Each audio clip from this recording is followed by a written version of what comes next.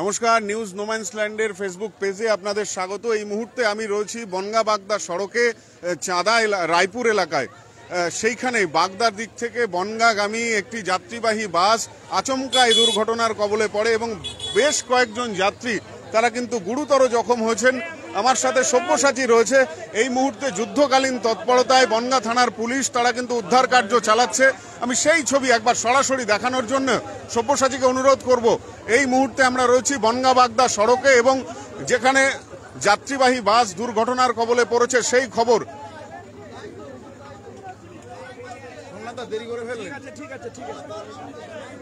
আরো একবার আপনাদের জানাবো, সকাল 9:40 থেকে 9:50 নাগাদ বাগদা থেকে বনগাঁগামী যাত্রীবাহী বাস, সেই বাসই আচমকায় নিয়ন্ত্রণ হারিয়ে দুর্ঘটনার কবলে পড়ে এবং যেটা জানা যাচ্ছে স্থানীয়দের কাছে যে বেশ কয়েকজন যাত্রী আহত হয়েছেন। আমরা স্থানীয়দের সাথে একটু কথা বলার চেষ্টা করব কি কারণে দুর্ঘটনা বলে। ব্যাপক ক্ষয়ক্ষতির জন্য এই অ্যাক্সিডেন্ট হচ্ছে। রাস্তাটা ইমিডিয়েটলি ঠিক করা দরকার। গুঁড়ো গুঁড়ো পাথর, ব্যাপক ঠিক আছে, গাড়ি রাস্তায় দাঁড়ায় না। আর গাড়ি যে পরিমাণ এই জায়গায় এসে মেনলি মনিগার আসার পরেই গাড়ি জোরে চালাবে, চাঁদা পার হলেই গাড়ি জোরে বিশাল স্পিডে চালাবে। স্থানীয়রা যেটা বলছেন যে রাস্তার বেহাল দশা, দীর্ঘদিন ধরে যাত্রীবাহী গাড়ি সহ অন্যান্য যে গাড়ি আছে তারা যদি ব্রেক করে অনেক সময় ব্রেক ধরছে না, এরকমও অভিযোগ করছেন স্থানীয়রা। আপনারা দেখছেন সরাসরি যে উদ্ধার কাজ চলছে। পুলিশের পক্ষ থেকে ক্রেন এনে গাড়ি উদ্ধার করে নিয়ে যাওয়া হচ্ছে দুর্ঘটনাগ্রস্ত গাড়িতে। পেছনের গাড়িগুলিতে আহত যাত্রীরা রয়েছেন, তাদেরকে উদ্ধার করে নিয়ে যাওয়া হচ্ছে। সেই ছবি দেখুন, পরপর গাড়ি এখানে কিন্তু রয়েছে, তাতে আহত যাত্রীরা রয়েছেন, তাদেরকে নিয়ে যাওয়া হচ্ছে। অ্যাম্বুলেন্স আনা হয়েছে। আমরা দমকল এসেছে ঘটনাস্থলে এবং কার্যত যুদ্ধকালীন তৎপরতায় এই যে উদ্ধার কাজ চলছে, ঘটনাস্থলে এসেছেন বনগাঁ থানার আইসি সহ অন্যান্যরা।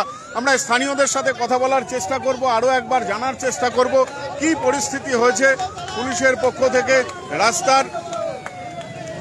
রাস্তা দ্রুত সরানোর কাজ চলছে। এই যে একেবারে কার্যত এইখানেই দুর্ঘটনা ঘটেছে, যে সব ছবি আপনাদের দেখালাম।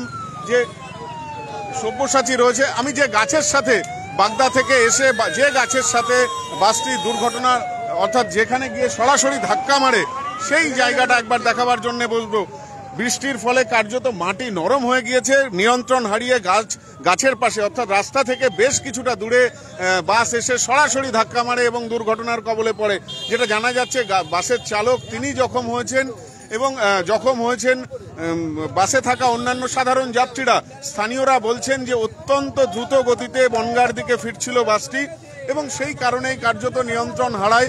তার উপরে রাস্তার বেহাল দশা। ঠিক কি হয়েছিল ঘটনার সময় একটু যদি বলেন। রাস্তার গাড়িরা ওই গতি স্পিডে এসেছিল, প্লাস রাস্তা প্রচন্ড খারাপ, নিমন্ত্রণ হারিয়ে ফেলে ড্রাইভারটা। কতজন আহত হয়েছে মনে করছেন? কমসে কম 20 জন মতো আহত হয়েছে। তারপর ড্রাইভার সবচেয়ে বেশি ক্ষতি হয়েছে ড্রাইভারের। আপনারাই তো উদ্ধার করলেন, কি অবস্থা দেখলেন ড্রাইভারকে? গাড়ির গতি ছিল প্রচুর এবং অফিস টাইম, রাস্তাঘাটের অবস্থা খুব শোচনীয় অবস্থা। গাড়ি নিয়ন্ত্রণ হারিয়ে গাড়ি সামনে দিয়েছে এবং গাড়ির সামনের ফেজ নেই এবং ড্রাইভারের নাভির নিচের থেকে পুরো নষ্ট করা হয়ে গেছে। হ্যাঁ, স্টারিং সব পাঁচ শুধু ভেঙে দিয়ে গেছে। হ্যাঁ, কেটে বার করে এবং ড্রাইভারের শোচনীয় অবস্থা। এখন কত কি হয় বলা যাবে না। ঠিক আছে দাদা, আপনারা তো উদ্ধার কাজ করেছেন, প্রথম দেখেছেন কি অবস্থা হয়েছিল একটু যদি। প্রথমেই যখন বাসটা দাপ করে আওয়াজ হলো, ওখান থেকে দৌড়ে এসে দেখলাম জানলা দিয়ে একজন মহিলা বেরিয়ে গেছে আর দুটো মহিলা বাসের সিটের তলাতে বেরিয়ে গেছে। টেনে বের করা যাচ্ছে না। প্রত্যেকটা মানুষই প্রায় অসুস্থ ছিল, মাথা মুতো ফেটে এক একজনের এরকম বাজে অবস্থা ছিল। বাসের ড্রাইভার তো এখানে তো বের করাই যাচ্ছিল না। বলছেন প্রায় 15 থেকে 20 জন আহত। বেশি ড্রাইভারের অবস্থাও নাকি খুব খারাপ। হ্যাঁ, বেশি।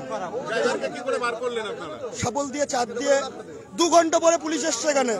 2 ঘন্টা পরে এখানে ফায়ার ব্রিগেড গাড়ি এসছে। তারপরে মানে মরাগুলোতে এসেছিল এখানে অ্যাম্বুলেন্স আসেনি এখানে। আজকে এখানে এত বড় একটা অ্যাক্সিডেন্ট, কোনো অ্যাম্বুলেন্স আসেনি এখানে।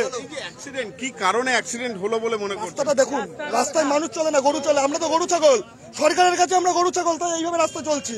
আমাদের তো জীবনের কোনো মূল্যই নেই। এই যে মানুষগুলো কাজে যাওয়ার জন্য বেরিয়েছিল, ওর মধ্যে দুটো স্কুল পড়ুয়া ছিল, হয়তো আজকে পরীক্ষা ছিল তাদের। আজকে তারাও পড়ে গেছে। স্থানীয়রা যেটা জানাচ্ছেন কার্যত একেবারে চাঞ্চল্যকর অভিযোগ যে এই রাস্তা দীর্ঘদিন ধরে বেহাল, বনগাঁ থেকে বাগদাগামী রাস্তা। কার্যত আক্ষেপের সুরে তারা বলছেন আমরা মানুষ নই, আমরা গরু ছাগল।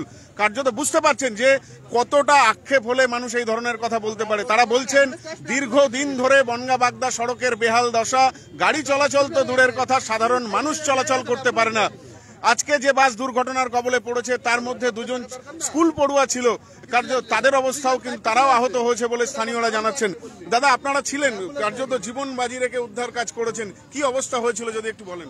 অবস্থা বলতে মেন কথা হচ্ছে এটা সোনার বাংলা, দিদি বলতে যাচ্ছে এটা যে সোনার বাংলা। সোনার বাংলার হালটা কি? বাগদা থেকে দত্তপুলিয়ার থেকে শুরু করে বনগাঁ পর্যন্ত দিদি নাকি এটা সোনার বাংলা করেছে। 26-এ দিদির উল্টে দেবো, এই হচ্ছে কথা। এই রাস্তাঘাটের জন্য এই অ্যাক্সিডেন্টটা, তাছাড়া অন্য কোনো ব্যাপার না। স্থানীয়রা কিন্তু কার্যত বেহাল রাস্তার কারণেই এই অবস্থা হয়েছে বলে আমি সব্যসাচী রয়েছে, আমি সব্যসাচীকে রাস্তার পরিস্থিতিটা একবার দেখাবার জন্য অনুরোধ করতে বলছি। আমি সব্যসাচীকে একটু অনুরোধ করব। আমরা এক যাত্রী, তার সঙ্গে একটু কথা বলবো। এখানটা শুধুমাত্র ড্রাইভারের কারণেই অ্যাক্সিডেন্টটা হয়েছে। এখানে রাস্তার কোনো প্রবলেম নেই, রাস্তা তো দেখতেই পাচ্ছেন ভালো আছে। তো এখানে স্বাভাবিকভাবে পুলিশ প্রশাসন এসে উদ্ধার করেছে। এর আগে জনগণ তো টানা হাসরা করছে, কই সেটা তো উদ্ধার করতে পারেনি। হ্যাঁ, ভালো আছে।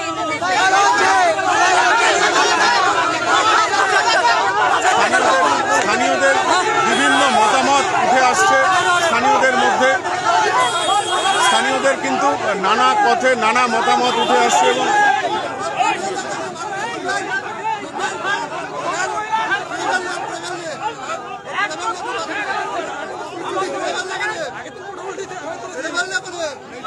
এখানে কি আগেও দুর্ঘটনা ঘটছে?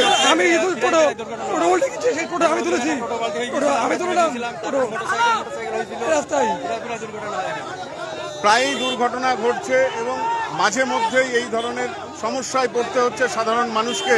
স্থানীয় বাসিন্দারা কিন্তু এমনই অভিযোগ করছেন।